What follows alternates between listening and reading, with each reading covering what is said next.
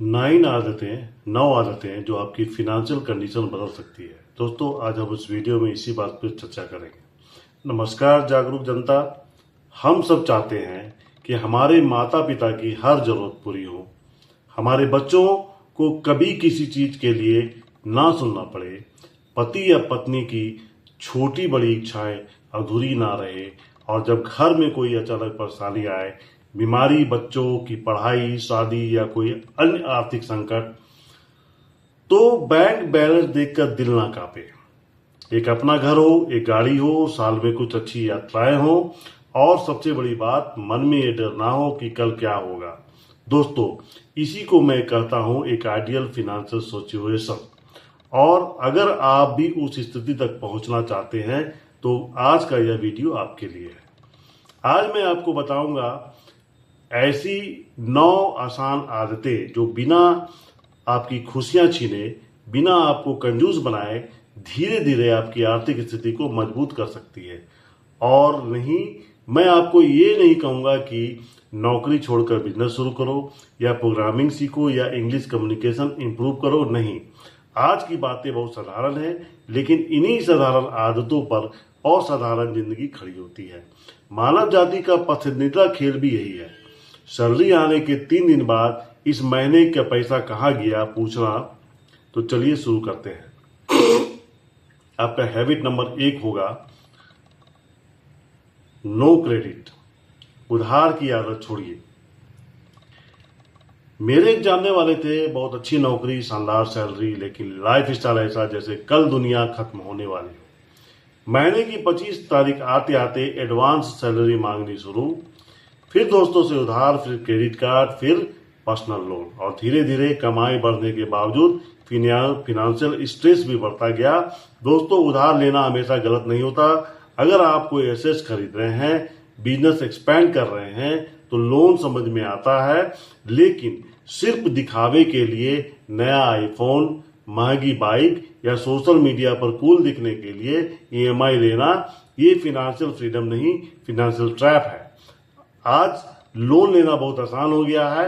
हर दिन कॉल्स आते हैं, sir pre approved loan, app खोलो, 5 मिनट में पैसा अकाउंट में। लेकिन याद रखिए, ये सब उस दिन का इंतजार करते हैं जब आप डिफॉल्ट करें और फिर इंटरेस्ट आपका खून पीना शुरू करे। इसलिए रूल सिंपल है, अगर फ्यूचर कैश फ्लो की गारंटी नहीं है तो क्रेडिट अर्थात उधार मत ले। Habit number 2, maintain your accounts. आपको पता है कि पिछले महीने स्विगी पर कितना खर्च हुआ, पेट्रोल में कितना गया, ऑनलाइन शॉपिंग में कितना गया।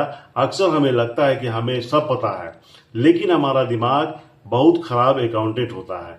जब मैंने पहली बार अपने एक्सपेंसेस लिखने शुरू किए तो मुझे लगा था मेरा सबसे ज्यादा खर्च फूड पर होता होगा, लेकिन सच क्या निकला, ट्रांसपोर्टेशन, फ्लाइट्स, ओला, उबर। और यही जागरूकता का सबसे बड़ा बदलाव लाती है। तो आज से हर रात सिर्फ 2 मिनट निकालिए, अपने सारे खर्च लिखिए कैटेगरी वाइज। बस इतना कीजिए, क्योंकि जिन खर्च को आप मेजर नहीं करते उसे आप कंट्रोल भी नहीं कर सकते। हैबिट नंबर 3, बैड हैबिट छोड़िए। अगर आप रोज सिर्फ 80 रुपये बचाते हैं तो साल में लगभग 30,000 रुपये बचते हैं। आप सोचिए, ये 80 रुपया कहाँ जाते हैं? सिगरेट, गुटखा, अननेसेसरी स्नैक्स, इम्पल्स शॉपिंग।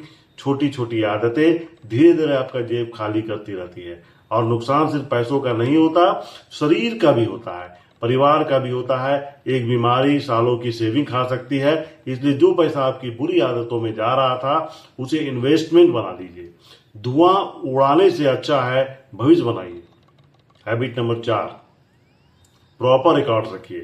कितनी बार ऐसा हुआ कि इंश्योरेंस प्रीमियम भरना भूल गए, वारंटी कार्ड नहीं मिला, इलेक्ट्रिसिटी बिल लेट हो गया, और फिर पेनल्टी।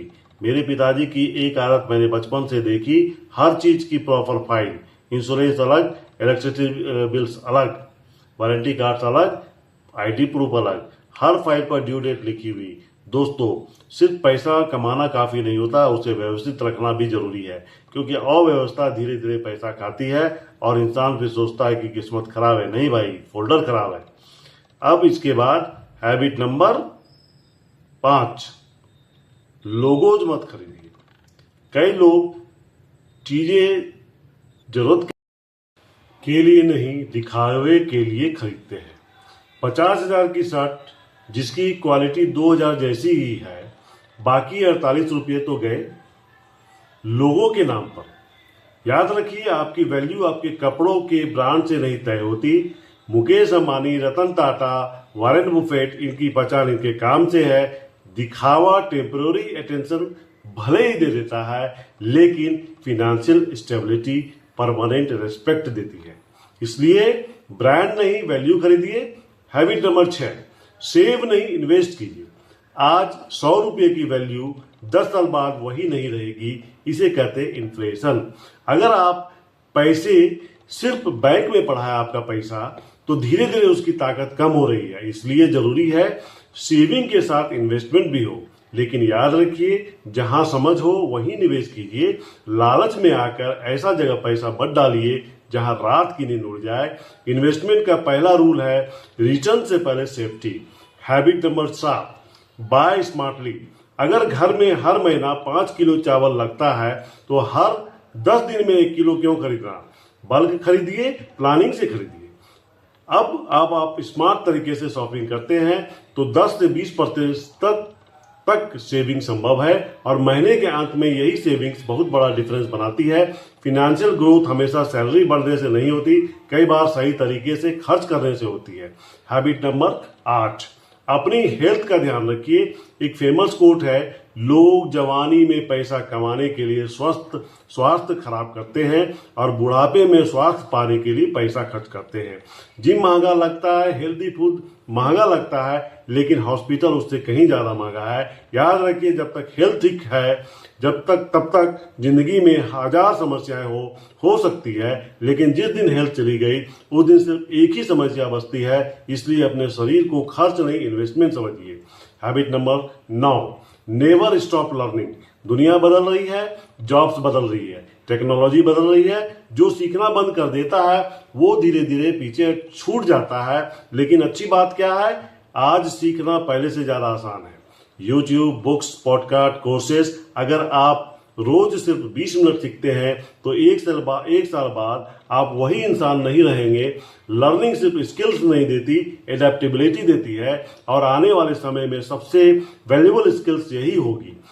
तो दोस्तों, ये थी वो 9 आदतें जो धीरे धीरे आपकी फिनेंशियल लाइफ बदल सकती है। जरूरत नहीं है कि आप आज से सभी 9 शुरू कर दें।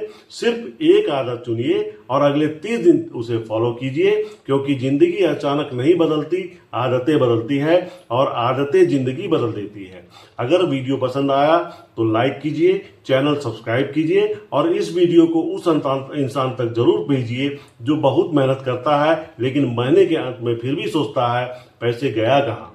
मैं मिलता हूं आपसे अगली वीडियो में। तब तक सीखते रहिए, जागरूक रहिए। जय हिंद, जय भारत।